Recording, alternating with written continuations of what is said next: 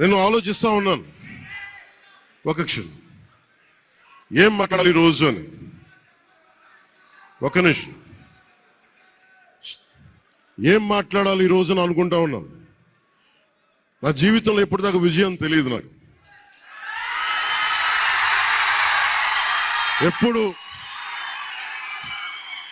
ఎప్పుడు ఒకే ఒకసారి సినిమాల్లో ఉన్నప్పుడు తొలి ప్రేమ అనే విజయం చూసాం.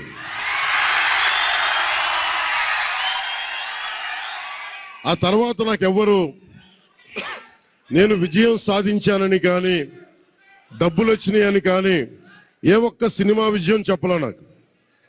నా జీవితం అంతా ఎప్పుడు కూడా దెబ్బలు తింటానో, మాటలు పడతానో, తిట్టించుకుంటానో. నేను ఎంత ఎదిగా నాకే తెలియదు. మీ గుండెల్లో ఈ రోజు నన్ను తీసుకొచ్చి 21 గెలిచే వరకు నాకే తెలియదు.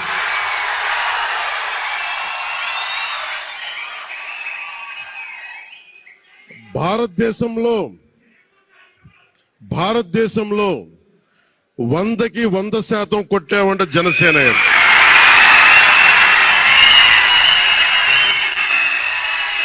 నూటికి నూరు. ఇది ఎందుకు ఈ విజయం జనసేన లేదంటే జన సైనికుల్లో, వీర మహిళల్లో జనసేన నాయకులది కాదు, కేవలం వారిదే కాదు, 5 కోట్ల మంది ప్రజల ఆకాంక్షదే. మార్పు కావాలి, పాలన మారాలి. ఇవన్నీ చాలా మంది కోట్లాది మంది ప్రజల ఆకాంక్ష. ఈరోజు ప్రజల తీర్పు. ఇది మనందరికీ చాలా జాగ్రత్తగా ఉండాల్సిన సమయం. ఇది కక్ష సాధింపుల సమయం కాదు. ఇది ఆంధ్రప్రదేశ్ భవిష్యత్తుకి బలమైన పునాది వేసే సమయం. అన్నం పెట్టే రైతుకి అండగా ఉండే సమయం ఇది. రక్షణ లేని ఆడబిడ్డలకి రక్షణ కల్పించే సమయం ఇది. ఆడబిడ్డల్ని, మహిళల్ని వారి కాళ్ళ మీద వాళ్ళు నిలబడగలిగేలా చేసే సమయం ఇది. నేను ఈరోజు ప్రభుత్వ ఉద్యోగులు కూడా మాటిస్తున్నాను. కంట్రిబ్యూటరీ పెన్షన్ స్కీమ్ నేను చెప్పాను, నేను బాధ్యత తీసుకున్నాను, నేను మర్చిపోలా. ఏరు దాటాక తెప్పతలిసే రకం కాదు నేను. కాంట్రిబ్యూటరీ పెన్షన్ స్కీమ్ దానికి సరి సమానంగా అది కానీ మీకు న్యాయం వచ్చేలాగా సంవత్సరం లోపు తీసుకొస్తాను అని మాట ఇచ్చాం. తీసుకొచ్చి తీరుతాం. ఆ మాట మీకు ఇస్తున్నాం. మెగా డిఎస్సి నోటిఫికేషన్ విడుదల చేయించే బాధ్యత మనం తీసుకుందాం. యువత విలవిల్లాడిపోతా ఉన్నారు, యువత నలిగిపోతా ఉన్నారు.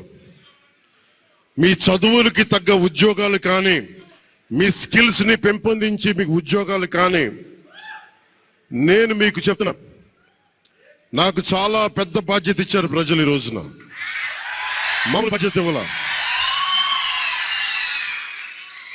గెలిచింది, పోటీ చేసింది 21, 2 పార్లమెంట్లు గెలిచింది 100కి 100%.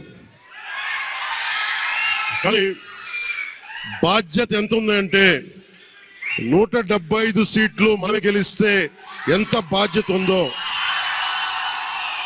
అంత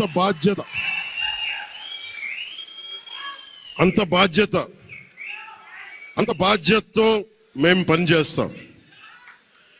యువత నలిగిపోయి నేను మర్చిపోలేదు. ఆడబిడ్డలు ఇబ్బంది పడిపోయారు, మేము మర్చిపోలా. సగటు మధ్యతరగతి మనుషులు నలిగిపోయారు. రోడ్లు వెయ్యలా, గుంతలు వేశారు, అరాచకం చేశారు.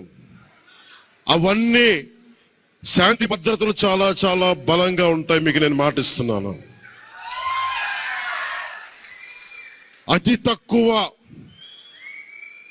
వ్యవస్థల్లో రాజకీయ ప్రమేయం చాలా తక్కువ ఉండేలాగా, అధికారుల్ని వారి పని చేసుకునేలాగా ఈ ప్రభుత్వం ఉంటుంది, కూటమి ప్రభుత్వం ఉంటుంది.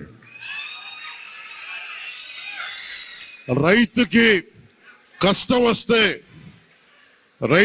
వస్తే హక్కును చేర్చుకునే ప్రభుత్వం తప్ప తిరస్కారంగా చిన్నచూపు చేసే ప్రభుత్వం అవ్వదు మనకి ఈ కూటమి ప్రభుత్వం.